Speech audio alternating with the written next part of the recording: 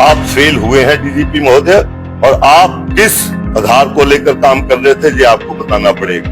नमस्कार। हिमाचल प्रदेश में सुखविंदर सिंह सुक्खू के करीबी नेता ने आज मोर्चा खोलते हुए प्रदेश के डीजीपी को ही सवालों के घेरे में ला दिया है। मैं बात कर रहा हूं ऊना के पूर्व विधायक सतपाल रायजादा, जो सुखविंदर सिंह सुक्खू के करीबी माने जाते हैं। आज उन्होंने एक प्रेस वार्ता करते हुए उन्होंने एक तरफ जहां वहां के जो विधायक है सतपाल सत्ती को उन पर कड़ा प्रहार करते हुए उन्हें संयम से बोलने की नसीहत दी है, वहीं साथ ही उन्होंने प्रदेश के डीजीपी अपनी केंद्रीय एजेंसियों के इनपुट के आधार पर कार्रवाई करने का आरोप लगाया है। उन्होंने कहा कि कहीं ये कोई साजिश तो नहीं है केंद्र सरकार की कि प्रदेश सरकार को बदनाम करके एक बार फिर से सरकार को गिराने की साजिश की जा रही है। आपको बता दूं कि हिमाचल प्रदेश में पुलिस की स्पेशल टास्क फोर्स जो बनी है उसने ऊना में जो है स्पेशल इन्वेस्टिगेटिव यूनिट के जो 3 सदस्य हैं उनके घरों में जो है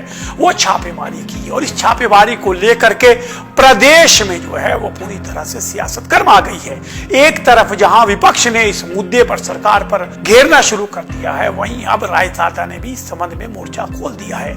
उन्होंने हिमाचल प्रदेश के प्रमुख पर सवाल निशान लगाते हुए कहा कि उन्हें बताना चाहिए कि ये जो छापेमारी हुई है आखिर इसमें निकला क्या है। उन्होंने कहा कि क्या सरकार को अपने कर्मचारियों पर भरोसा नहीं है। जिस तरह से उन्होंने कहा कि पुलिस महानिदेशक जिस तरह से कह रहे हैं कि सेंट्रल एजेंसियों का इनपुट था उसके आधार पर यह कार्रवाई की गई है, तो इससे कई सवाल उठते हैं। जिन लोगों ने ऊना में जो है चिट्टे के खिलाफ कार्रवाई की थी उन्हीं लोगों पर छापेमारी की जा रही है, जो सरकार की ओर से सही संदेश नहीं दे रहा है। साथ ही इससे कर्मचारियों का मनोबल भी गिरेगा। उन्होंने कहा कि जिस तरह से केंद्रीय एजेंसियों के इनपुट पर जो है छापेमारी की बात की जा रही है उससे साफ है कि जो डीजीपी जो हैं वो केंद्रीय एजेंसियों के इशारे पे काम कर रहे हैं, जो प्रदेश के लिए सही नहीं है। उन्होंने साफ कहा है कि छापेमारी ये गलत है और इसके पीछे कहीं ना कहीं कोई गहरी साजिश नजर आ रही है। आइए आपको सुनाता हूं क्या कह रहे हैं सतपाल रायजादा। जब केंद्र एजेंसियों ने इनको ये कहा था कि आप जाकर हिमाचल के कर्मचारियों के ऊपर छापे मारे बिना इनपुट के, आपको मिला कुछ नहीं। आपने सरकार की बेइज्जती करवाई डीजीपी महोदय, और आपको तो ये पता होना चाहिए था। और पूरी हम कहते आप करिए, आप कहीं भी करिए, छापेमारी मारिए, हम मना नहीं करते हैं, क्योंकि हमने यहां पे ड्रग को खत्म करना है, हमने चिट्टे को खत्म करना है। और उसके बाद हमारे सतपाल महोदय तो बड़े इस हिसाब से आते हैं, उन्होंने पिछली भी बातें उसमें उजागर की कि वहां पे अधिकारियों के साथ उलझे, ये काम ऐसे करते हैं। उन्होंने तो जहां तक मेरे को ये कह दिया कि ऐसे लोग राजनीति से दूर रहने चाहिए। मैं सतपाल महोदय जी को ये पूछना चाहता हूं, हम जो हैं वो सामने हैं, हम अपने कार्यकर्ताओं के लिए लड़ते हैं, हम ईमानदार लोगों के लिए लड़ते हैं। जब जब हमारे ऊपर, चाहे जब आपकी सरकार थी, आपने क्या क्या हमारे साथ किया, ये आपने हमें याद दिला दिया, और जैसे को तैसा करने में मिनट नहीं लगता है।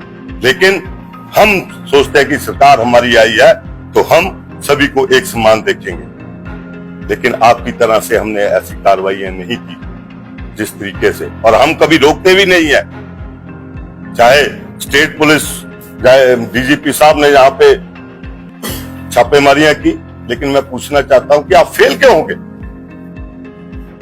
अगर इतनी ज्यादा इनपुट आपके पास थी तो फेल क्यों होंगे? कहीं आप केंद्र एजेंसियां सरकार को दोबारा से गिराने की कोशिश करने की में तो नहीं लगी हुई है कि सरकार की बदनामी की जाए? क्या डीजीपी महोदय केंद्र की एजेंसियों के हिसाब से काम करेंगे, अपनी इनपुट नहीं लेंगे?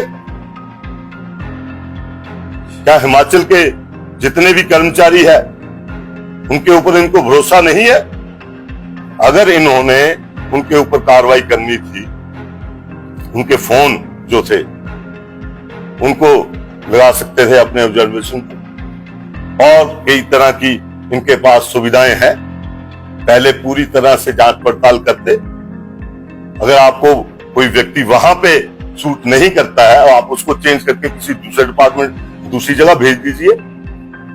मान लो आपने करना था, आपके पास विजिलेंस था, विजिलेंस के जरिए पकड़ते। विजिलेंस ने अभी पीछे एक जेई को पकड़ा। विजिलेंस डिपार्टमेंट आपके पास है। अगर आप केंद्रीय एजेंसियों के हिसाब से काम कर रहे हैं तो सरकार को बदनाम करने की कोशिश मत करिए, क्योंकि हमारी सरकार ईमानदार सरकार है, आपको कुछ नहीं मिलेगा। तो ये थे सतपाल रायजादा के वो आरोप जो उन्होंने पुलिस प्रमुख पर लगाए हैं। इसके साथ इनके निशाने पे स्थानीय विधायक जो है वो सतपाल सत्ती भी रहे। उन्होंने कहा कि उनका कोई भी रिश्तेदार जो है वो खनन में संलिप्त नहीं है। साथ ही उन्होंने सत्ती के रिश्तेदार का नाम लेते हुए कहा कि उनका वीडियो वायरल हुआ था। साथ ही उन्होंने स्थानीय विधायक को चेतावनी भी दी है कि बोलना हमें भी आता है और सब कुछ करना हमें भी आता है, इसलिए वो जब भी बोले सोच समझ कर बोले। आइए आपको बताता हूं किस तरह से उन्होंने सतपाल सत्ती को चेताया है। और बोलना हमें भी बहुत कुछ आता है, करना भी बहुत कुछ आता है। सर कौन है आपका भतीजा? कोई मेरा भतीजा है जिसने खनन के ऊपर कभी काम किया हो? हमारे बिजनेस की तरफ बार बार देखते हैं आप, बार बार वो बोलते हैं हमने जो किया है श्रेयाम किया है।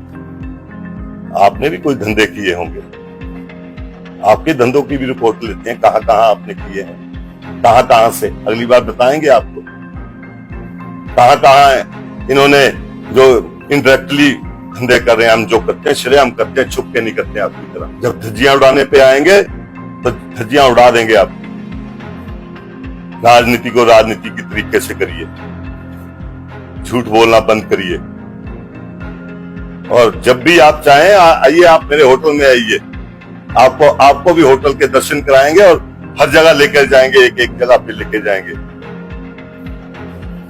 मेरा बेटा वहां पे होटल करता है, वो देखता है उसको।